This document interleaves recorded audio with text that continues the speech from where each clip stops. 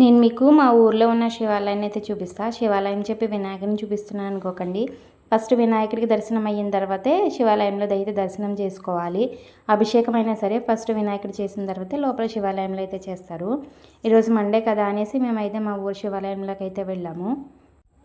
పెళ్లి కాకముందు అయితే రెగ్యులర్గా వెళ్ళేవాళ్ళము. కానీ ఇప్పుడు చాలా రోజుల తర్వాత అయితే వెళ్ళి శివుడిని అయితే దర్శనం చేసుకున్నాను. ప్రతి కార్తీక మాసంలో ఇదే శివాలయానికి అయితే వెళ్ళేవాళ్ళము. ఈ ధ్వజస్తంభం దగ్గర స్టార్ట్ చేసి గుడి చుట్టూ 108 ప్రదక్షిణాలు కంపల్సరీగా ప్రతి మండే చేసేవాళ్ళము.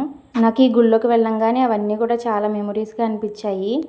ఇంకా గుడి లోపల దర్శనం అయిపోయిన తర్వాత బయటకు వచ్చేసాము. బయట మాకు పెద్ద తులసి కోట అయితే ఉంటుంది. తులసి కోట కూడా దగ్గర దర్శనం చేసుకున్నాము. గుడికి పక్కనే పెద్ద రావి చెట్టు కూడా ఉంటుంది. దానికి ఆనుకుని పెద్ద పుట్ట, అదేవిధంగా నాగప్రతిష్ఠ ప్రతిమలు కూడా ఉంటాయి. అక్కడ కూడా దర్శనం చేసుకుని విష్ణుమూర్తి టెంపుల్కి కూడా వెళ్ళాము. గుడి పక్కనే ఉంటుంది. తర్వాత నుంచి మా అమ్మ వాళ్ళ ఇంటి దగ్గర ఉన్న గ్రామ దేవతల గుడికి కూడా వెళ్ళాము.